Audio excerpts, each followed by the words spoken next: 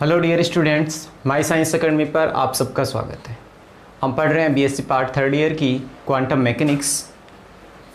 और last lecture में हमने देखा डी ब्रोगली हाइपोथेसिस के बारे में। और जो डी ब्रोगली हाइपोथेसिस थी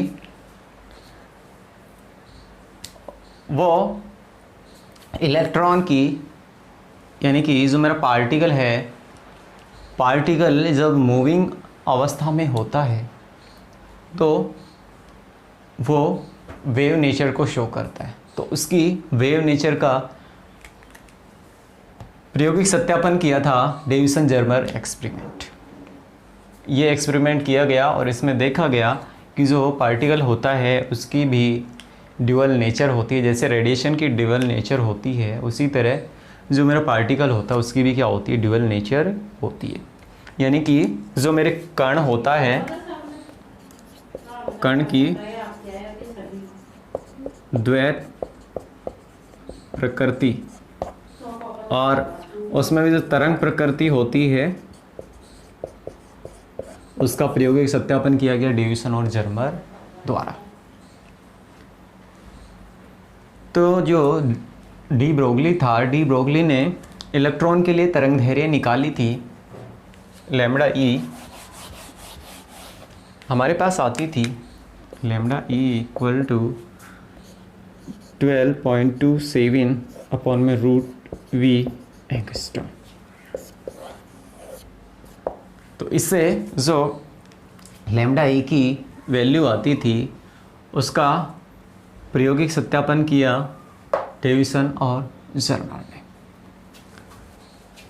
तो जो कोई भी पार्टिकल होता है जब वो मूविंग अवस्था में होता है तो जो इलेक्ट्रॉन हैं मूव करते हैं और वो वेव नेचर को शो करता है। और वेव नेचर में उसकी जो घटनाएं होती हैं, इंटरफेरेंस और डिफ्रैक्शन आदि घटनाएं क्या होती हैं, शो होती है। तो इसी वेव नेचर को प्रयोगों द्वारा सत्यापित करने के लिए डेविसन और जर्मर ने एक प्रयोग किया। यानी कि कोई पार्टिकल जब स्टेशनरी अवस्था में है तो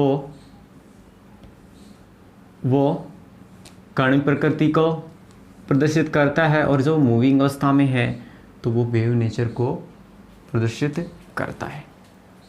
तो जैसे लाइट की ड्यूअल नेचर होती है वैसे ही लाइट की तरह यदि जो वेव है उसकी भी हम ड्यूअल नेचर का अध्ययन यहाँ करेंगे। तो डेविसन और जर्मर ने क्या कहा कि डी ब्रोगली ने कहा था कि प्रत्येक गतिशील द्रव्य कण के साथ क्या होती है, तरंग संबंध होती है।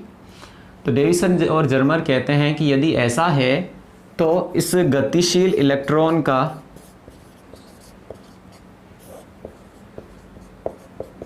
निकल क्रिस्टल से विवर्तन होना चाहिए। ये कहा डेविसन और जर्मर ने। यानी कि इलेक्ट्रॉन अगर मूव कर रहा है तो वेव नेचर को शो करेगा, और वेव नेचर को शो करेगा तो निकल क्रिस्टल से इसका क्या होना चाहिए, विवर्तन होना चाहिए। क्योंकि वेव में हम दो घटनाएं देखते हैं, इंटरफेरेंस और डिफ्रैक्शन। और इसमें हमको अगर लाइट की तरह ये वेव नेचर शो करेगा तो हमें वही सेंटर मैक्सिमा प्राप्त होगा, और जो इंटेंसिटी है वो सेंटर में अधिक प्राप्त होगी। उसके बाद इंटेंसिटी क्या होगी, घटती जाएगी। फिर उसके बाद में सेंटर मैक्सिमा प्राप्त होगा, यानी कि उच्चिष्ट और निम्निष्ट ऐसे हमको प्राप्त होते हैं। तो इसी को देखने के लिए इन्होंने प्रयोग किया और इसने कहा कि गतिशील इलेक्ट्रॉन का निकल क्रिस्टल से क्या होना चाहिए, विवर्तन होना चाहिए। तो अपने जो प्रायोगिक सत्यापन के लिए इसने स्ट्रक्चर देखिए इसने लिया एक इलेक्ट्रॉन गन जिससे इलेक्ट्रॉनों की हम बौछार करते हैं। इसमें टंगस्टन का एक फिलामेंट होता है जिस पर बेरियम का लेप होता है। इसके अलावा इस टंगस्टन के सामने दो डायफ्रान होते हैं, D1 और मेरे D2, जो क्या होते हैं, परस्पर समांतर होते हैं और इससे कुछ दूरी पर रखे होते हैं, यानी कि ये इसके समांतर हैं और इससे कुछ दूरी पर रखे होते हैं। अब जो मेरा ये टंगस्टन का फिलामेंट लगा, इसके ठीक सामने यहाँ एक हम संकीर्ण छिद्र कर देते हैं और इसके सामने रखा होता है एक निकल क्रिस्टल।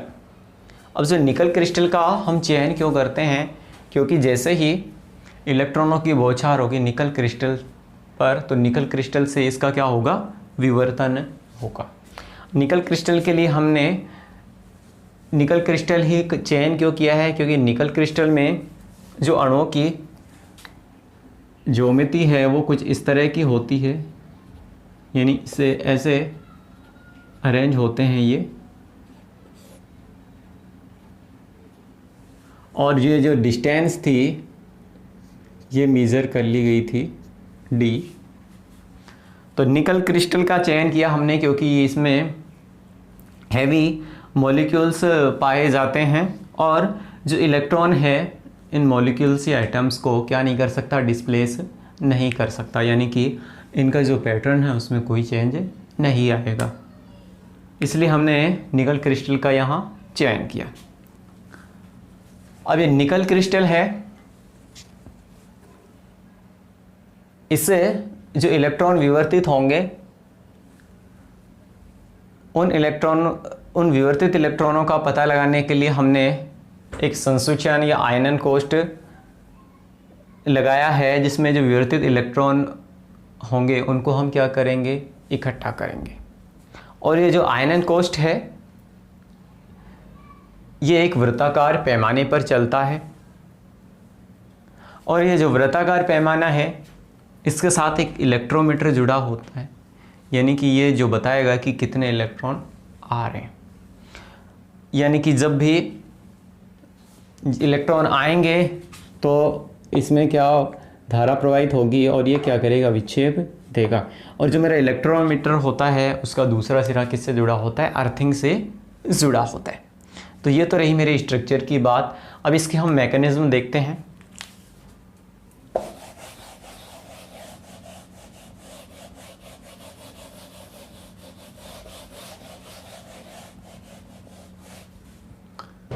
तो मैकेनिज्म में देखिए, मैकेनिज्म में हम क्या करते हैं कि जो टंगस्टन का मेरा फिलामेंट होता है इसको हम कम विभव पर गर्म करते हैं,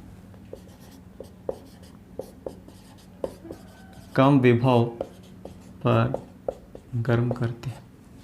तो इसको कम विभव पर हम गर्म करेंगे तो क्या होता है कि तापायनी उत्सर्जन द्वारा इससे क्या होंगे, इलेक्ट्रॉन उत्सर्जित होंगे, यानी कि तापायनी उत्सर्जन होगा, यानी कि ताप पाकर इससे इलेक्ट्रॉन क्या होंगे, उत्सर्जित होंगे। अब जो ये इलेक्ट्रॉन हैं ये किससे गुजरेंगे, डायफ्रान से। डायफ्रान से गुजरेंगे तो डायफ्रान हैं, ये मेरे डायफ्रान है, D1 और D2 क्या है, डायफ्रान। और जो मेरे डायफ्रान होते हैं इनको उच्च विभवांतर पर रखा जाता है, यानी कि इनके बीच में क्या होता है, उच्च विभवांतर होता है, उच्च विभवांतर होता है। अब ये जो इलेक्ट्रॉन हैं डायफ्रान से गुजरते हैं, डायफ्रान पर उच्च विभवांतर होता है।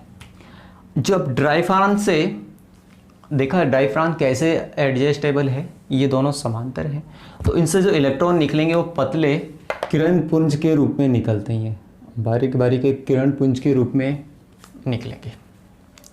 और ये जो पतला किरण पुंज है ये जाके, देखो यहाँ क्या है, विभवांतर मैंने क्या लिया, उच्च विभवांतर से त्वरित होंगे, तो ये तेजी से जाके उच्च ऊर्जा से त्वरित होके कहाँ टकराएंगे, अब ये उच्च ऊर्जा से त्वरित हो जाएंगे, त्वरित इलेक्ट्रॉन ये उच्च ऊर्जा से त्वरित हो जाएंगे और जाके ये मेरे निकल क्रिस्टल से क्या करेंगे, टकराएंगे।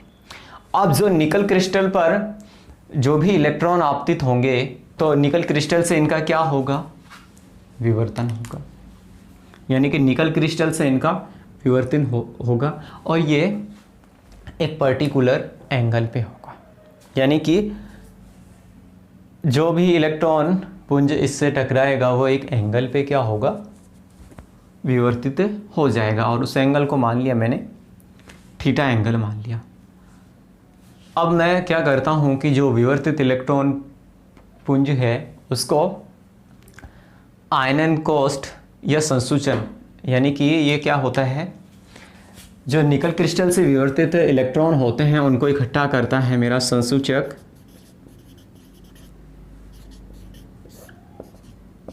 विवर्तित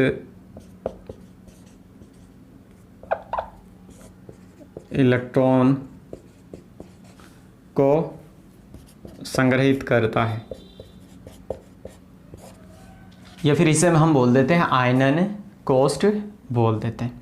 उस जो आयनन कोष्ठ होता है इसमें क्या होती हैं, गैसें भरी होती हैं। और कौन कौन सी गैसें भरी होती हैं, इसमें SO2 और CO2 ये गैसें भरी होती हैं, जो क्या करती है, ये जो आयनन कक्ष में जो गैसें भरी होती हैं ये विवर्तित इलेक्ट्रॉन इन गैसों का क्या कर देता है, आयनित कर देता है, जिससे क्या होगी, धारा उत्पन्न होगी। और धारा उत्पन्न होगी तो मेरा जो इलेक्ट्रोमीटर है वो क्या करेगा, विक्षेप देगा, यानी कि जब जब इलेक्ट्रॉन पुंज इसमें आएगा तो ये मेरा विक्षेप देगा।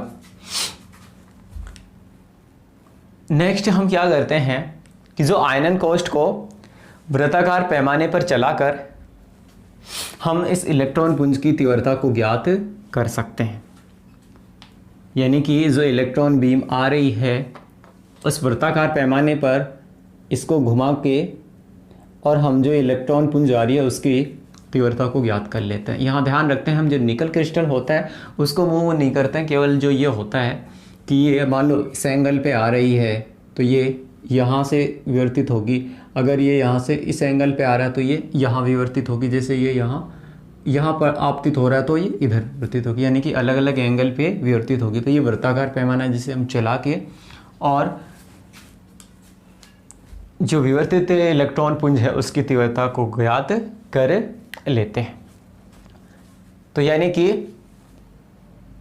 यहाँ जो विभवांतर का मान हम चेंज करेंगे तो इलेक्ट्रॉन अलग अलग ऊर्जा से त्वरित होगा और वहाँ जैसे वो अलग इसके किसी भी हिस्से पे आपतित होगा तो अलग विवर्तन मेरा कोण होगा और उसको मैं वृत्ताकार पैमाने को चला के और उसको मैं ज्ञात कर लूँगा। तो विभवांतर के अलग अलग मानों के लिए मैं यहाँ लिख लेता हूँ, इसमें देखिए थोड़ा इसमें लैंग्वेज ज़्यादा है। तो जो विभवांतर के अलग अलग मानों के लिए मेरे पास विवर्तित जो इलेक्ट्रॉन पुंज है उसकी तीव्रता हम ज्ञात कर लेते हैं, यानी कि विभवांतर का मान चेंज करके विभवांतर के अलग अलग मान पर विवर्तित इलेक्ट्रॉन पुंज की तीव्रता हम क्या कर लेते हैं, ज्ञात कर लेते हैं। यानी कि यहाँ से हम विभवांतर का मान चेंज करेंगे और जो विवर्तित इलेक्ट्रॉन पुंज की तीव्रता क्या होगी वो चेंज हो जाएगी। तो अलग अलग मानों के लिए हम जो विवर्तित इलेक्ट्रॉन पुंज की तीव्रता के लिए ग्राफ खींच लेते हैं। तो हम कुछ स्पेशल केस लेते हैं, जैसे कि 44 वोल्ट, 54 वोल्ट एंड 64 वोल्ट। तो इन पर जो विभिन्न प्रकीर्णन कोण अलग अलग है, तो उस पर जो अलग अलग वोल्टता के लिए मेरा प्रकीर्णन कोण अलग अलग है, उस पर विवर्तित इलेक्ट्रॉन पुंज की तीव्रता का हम ग्राफ खींच लेते हैं। यानी कि इन पर विभिन्न प्रकीर्णन कोण पर विवर्तित इलेक्ट्रॉन पुंज की तीव्रता क्या होगी, अलग अलग होगी। तो इनके लिए हम क्या कर लेते हैं, ग्राफ खींच लेते हैं। यहाँ ये बात ध्यान रखने वाली है कि हम जो निकल क्रिस्टल होता है उसको मूव नहीं कराते हैं, केवल जो हमारा ये वृत्ताकार पैमाना होता है यानी कि जो हमारा संसूचक होता है इसी को हम क्या कराते हैं, मूव कराते हैं। यानी कि ये जो निकल क्रिस्टल है ये मेरा क्या रहता है, स्टेशनरी रहता है।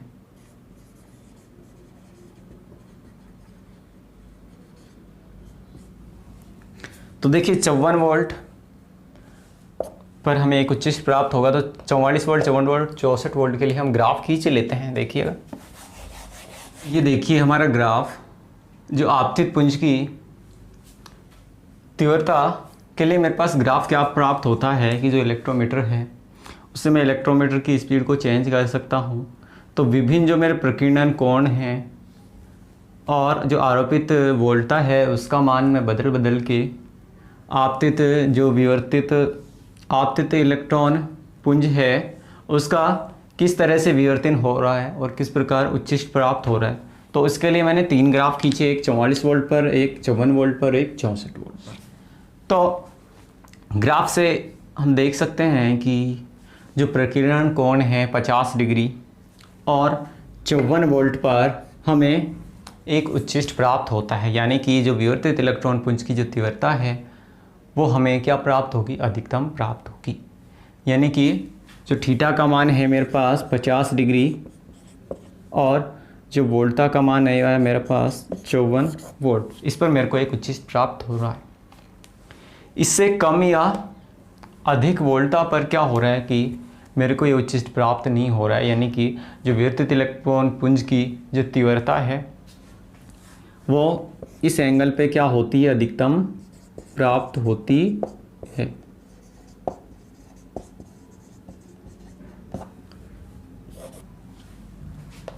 तो जो डेविसन और जर्मन ने ये थीटा इक्वल टू 50 डिग्री और आरोपित वोल्टता 54 वोल्ट के लिए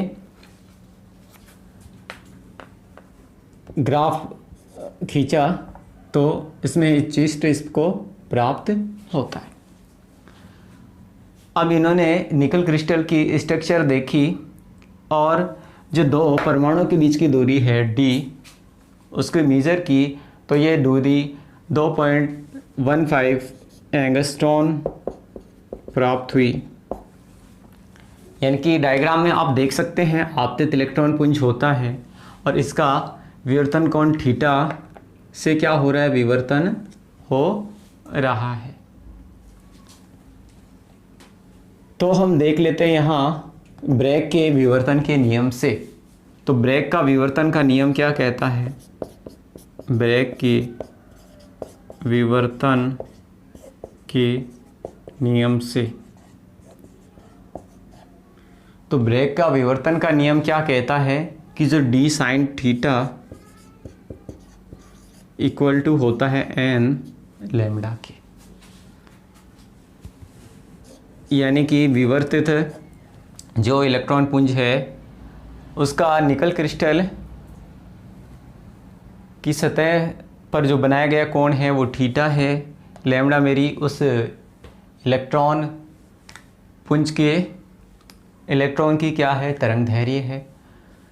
तो यदि यहाँ से मैं प्रथम विवर्तन के लिए देखूं कि प्रथम विवर्तन के लिए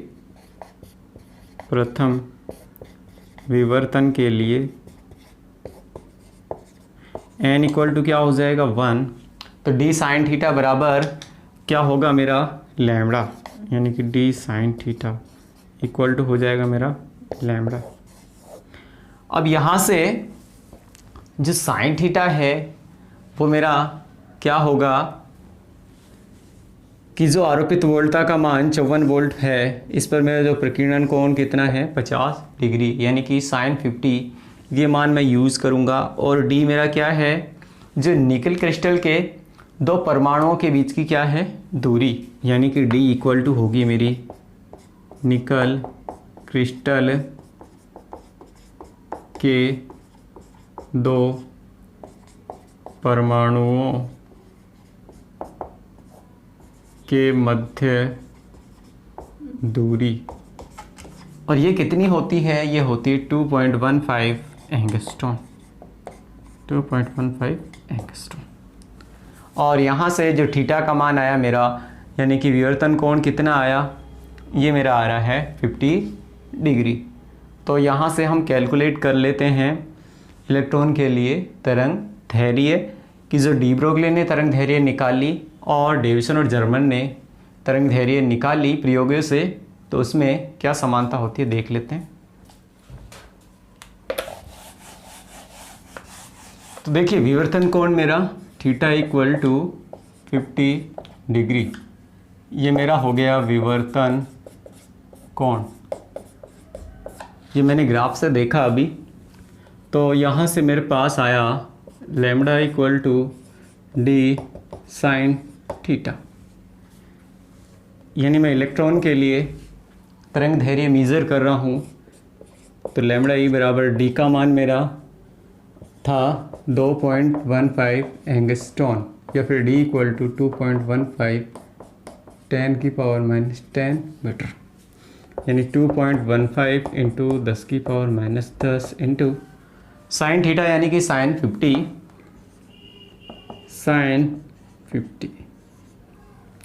तो lambda equal to 2.15 into 10⁻⁻10। Sine 50 का मान आता है 0.766। तो यहाँ से इसको मैं सोल्व कर लेता हूँ, तो ये मेरे पास मान आ जाता है 1.65 एंगस्ट्रॉन। ये डेविसन और जर्मन ने निकाला, यानी कि जो प्रायोगिक मान आ गया 1.65 एंगस्ट्रॉन, और जो डी ब्रोगली ने निकाला था, यानी कि द्रव्य कण सिद्धांत से, वो निकाला था lambda E equal to 12.27 root V angstrom. यहाँ ध्यान रखिए, यदि एंगस्ट्रॉन में ले रहा हूँ मैं तो ये आएगा 12.27, यदि मैं नैनोमीटर में लूँगा तो एक पॉइंट इधर खिसक जाएगा। तो यहाँ से आरोपित वोल्टा का मान कितना 54 वोल्ट, तो इस पर हम मान रख के देख लेते हैं। तो ये आता है 12.27 रूट, आरोपित वोल्टा का मान कितना आया मेरे पास 50 डिग्री पर 54 वोल्ट, यानी कि V इक्वल टू 54 वोल्ट, तो ये रूट 54 एंगस्ट्रॉन। और इसको सोल्व कर लेते हैं तो मेरे पास आ जाता है ये 1.67 एंगस्ट्रॉन, 1.67 एंगस्ट्रॉन। ये मेरे पास आ गया सैद्धांतिक मान।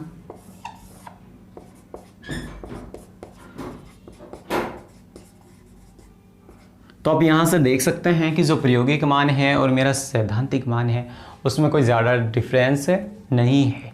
तो यानी कि जो डी ब्रोगली ने इलेक्ट्रॉन की तरंग धैर्य दी और वेव नेचर का प्रायोगिक सत्यापन किया, वो किया डेविसन और जर्मन ने, और ये बताया कि जो डी ब्रोगली ने फॉर्मूला दिया, जो स्टेटमेंट दिया है कि प्रत्येक गतिशील द्रव्य कण के साथ एक तरंग संबंध होती है, उसका प्रयोगों से द्वारा डेविसन और जर्मन ने सत्यापित किया और इसके लिए उन्हें नोबेल पुरस्कार दिया गया। तो हम कह सकते हैं कि इलेक्ट्रॉन के तरंग धैर्य का जो प्रायोगिक मान है और सैद्धांतिक मान है एक समान प्राप्त होते हैं, अतः प्रत्येक गतिशील द्रव्य कण के साथ एक तरंग संबंध होती है। तो ये था डेविसन और जर्मन एक्सपेरिमेंट। तो आपने मेरे को पेशेंस से सुना, इसके लिए धन्यवाद।